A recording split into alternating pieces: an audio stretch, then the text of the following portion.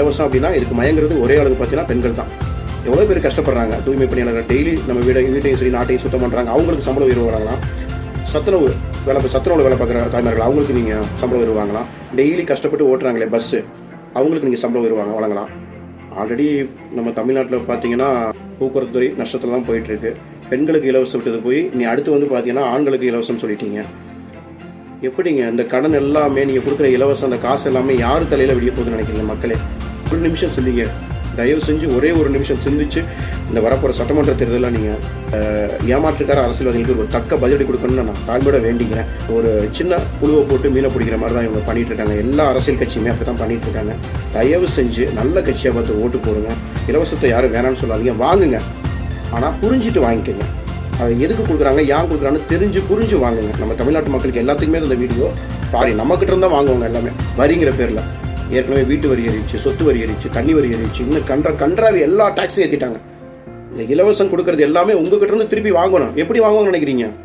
5 வருஷம் அவங்க நல்லா சம்பாரிச்சிடுறாங்க, பணம் சம்பாதிக்கிறாங்க, பதவி, அந்த புகழ் எல்லாத்தையும் அவங்க அனுபவிச்சிடுறாங்க. கடைசி அந்த கடன் வந்து இப்போ 6 மாத குழந்தைங்க முத கொண்டு இருக்குதுங்களா. ரொம்ப ஆச்சரியமா இருக்கு, ரொம்ப கஷ்டமா இருக்கு. சர்வேல சொல்றாங்க பிறந்த 6 மாத குழந்தைக்கு என்ன தெரியும், அந்த குழந்தைங்க மேல வரைக்கும் கடன் இருக்கு. ஒவ்வொரு தலைக்கும் கடன் இருக்கு. நீங்க கொடுக்க வாங்குற இலவசங்கள்லாம் தயவு செஞ்சு இலவசங்களுக்கு செவி சாய்க்காதீங்க. கவர்மெண்ட்ல கொடுக்குற இலவசங்கள் எல்லாமே பார்த்தீங்க அப்படின்னா சொந்த காசுல சூனியம் வச்சுக்கிற மாதிரி. உங்க பணத்தை தான் உங்களுக்கு தர்றாங்க, உங்க பணத்தையே உங்களுக்கு தர்றாங்க. அது தெரியாம நீங்க மக்கள் வந்து ஸ்டாலின் ஐயா கொடுக்குறாரு, ஸ்டாலின் ஐயா கொடுக்குறான்ட்டு அப்படியே வந்து கொதிக்கிறீங்க, கொந்தளிக்கிறீங்க, சந்தோஷத்துல அப்படியே ஆடுறீங்க, கை கால் தெரியாம ஆடுறீங்க. அது ஒண்ணுமே புரியல. இது காசு கொடுக்குற பணம் எல்லாம் உங்களுடைய வரி பணம் உங்களுக்கு எப்பதான் புரிய போகுது? தமிழ்நாட்டு மக்கள் மாதிரி ஒரு கேடுகட்ட ஜனங்கள், ஒரு சிந்திக்க தெரியாத ஒரு மக்கள் அப்படின்னா நம்ம தமிழ்நாட்டில் தான் இருக்காங்க. எத்தனை பேர் டெய்லி போராடிட்டு இருக்காங்க. தூய்மை பணியாளர்கள் போராடிட்டு இருக்காங்க. போக்குவரத்துல டெய்லி பஸ் கண்டக்டர் போராடிட்டு இருக்காங்க. அவங்களுக்கு போனஸ் கிடைக்க மாட்டேங்குது. சத்துணவுல வேலை பார்க்குற ஊழியர்கள் அவங்க போராடிட்டு இருக்காங்க. இவங்களுக்கு அந்த காசை கொடுக்கலாமே. இவங்களுக்குலாம் கொடுத்தா இப்போதைக்கு ஓட்டு கம்மி தானே வரும். பொதுமக்களுக்கு கொடுத்தா தானே ஓட்டு நிறைய வரும். அடுத்து வந்து பார்த்தீங்கன்னா எடப்பாடி அறிவிச்சிட்டாரு பெண்களுக்கு மாதிரி ஆண்களுக்கும் வந்து இலவச பஸ் அப்படின்ட்டு. ஏற்கனவே போக்குவரத்து இங்கே நக்கிட்டு இருக்குது. ஒன்றுமே இல்லை. போக்குவரத்து துறையாக இருக்கட்டும், மின்சாரத்துறையாக இருக்கட்டும், அத்தனை டிபார்ட்மெண்ட்டும் பார்த்தீங்க அப்படின்னா நஷ்டத்தில் ஓடிட்டு இருக்குது. இந்த காசுலாம் யாருடைய காசு? உங்களுக்கு நீங்கள் இலவசம்னு ஒன்று வாங்கிட்டு இருக்கு பார்த்தீங்களா, அந்த பணம் தான் அது. இதெல்லாம் உங்களுக்கு எப்போ புரிய போகுதுன்னு தெரியல மக்களே.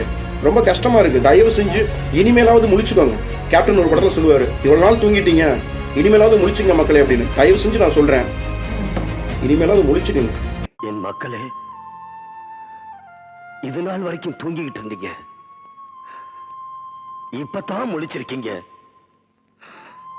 மறுபடியும் நீங்க தூங்குனீங்க,